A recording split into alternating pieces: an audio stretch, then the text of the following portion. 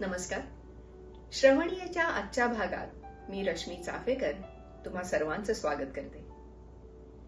माझ्या आजच्या लेखाचा विषय हा थोडासा वेगळा आहे आणि त्या लेखाचं नाव आहे कोळी. मी एकदा अशीच घरात काम करत होते आणि काम करता करता माझं लक्ष भिंतीकडे गेलं आणि अहो माझी नजर तिथेच खिळून राहिली. भिंतीवर एक इटुकला पिटुकलासा कोळी, स्पायडर हो, मनसोक्त हिंडत होता. खर तर ह्या गोष्टीत वेगळं अप्रूप वाटण्यासारखं असं काहीच नव्हतं, पण त्या कोळ्याने माझं लक्ष मात्र वेधून घेतलं होतं. त्या भिंतीवर त्याचा इतका सुंदर पदन्यास चालू होता. कधी 4 पावलं पुढे, कधी 2 पावलं मागे. मला साल्सा ह्या नृत्य प्रकाराची आठवण काढायला त्यांनी भाग पाडलं हे नक्की. पण त्याचं हे नृत्य चालू असताना मला प्रश्न पडला की हा स्पायडर बाबा नक्की करतोय काय? हा घरासाठी जागा शोधतोय की आपला नुसताच फेरफटका मारायला निघालाय? कुणास ठाऊक त्या इवलूसच्या डोक्यात काय शिरत होतं ते. माझं विचलित झालेलं लक्ष पुन्हा त्याच्याकडे गेलं तेव्हा मला जाणवलं की वर चढलेले कोळी बाबा आता थोडे खाली उतरले होते. का दमल्यामुळे घसरले होते कोणास ठाऊक. अहो कदाचित घराचा प्लॉट आवडला नसेल, काय माहित.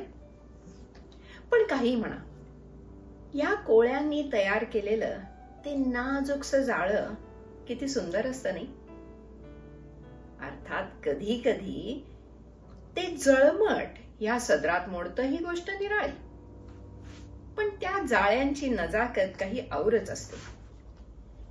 कधी ते जाळं अगदी छोटंसं असतं. आता हे जाळं म्हणजे त्या स्पायडरचं घर कधी 1 BHKचं असतं, तर कधी कधी ही जाळी म्हणजेच त्यांची घरं 4-5 बेडरूमची पण असतात.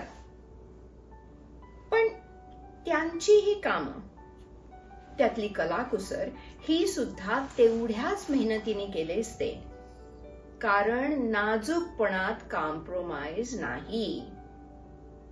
तर असा हा कोळी म्हणजे आपला स्पायडर.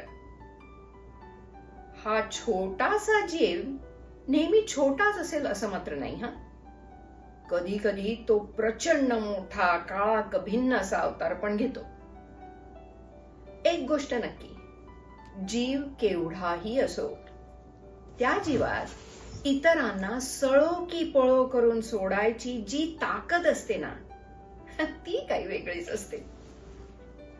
पण हाच कोळी जेव्हा स्पायडरमॅनचं रूप धारण करतो तेव्हा मात्र त्याचं कौतुक करायला शब्द अपुरे पडतात. या स्पायडरमॅनचे गुणदोष त्याच्याच बायकोच्या तोंडून ऐकवण्यासाठी संदीप खरेंसारख्या कवीची लेखणी सहज सरसावते. रूप कुठलं का असेना, स्वतःचा ठसा उमटवण्याचं किंवा दुसऱ्याला घाबरवून सोडण्याचं काम हे कोळी अतिशय उत्तम पद्धतीने करतात, ही वस्तुस्थिती मात्र नाकारता येत नाही, बरोबर ना? तर मग आता पुढच्या वेळेला भिंतीवर कोळी दिसला तर जरूर त्याच्या नृत्याकडे, त्याच्या कलाकुसरीकडे नक्की लक्ष द्या आणि मग घाबरून आरडाओरडा केला तरी चालेल. कसं काय? आणि हो, तुमच्यापैकी किती जण त्या इवलूसच्या जीवाला घाबरता आणि किती जण त्याला सामोरे जाता ते मला नक्की सांगा बरं का. आणि माझ्या चॅनलला लाईक आणि सबस्क्राईब करायला विसरू नका. धन्यवाद.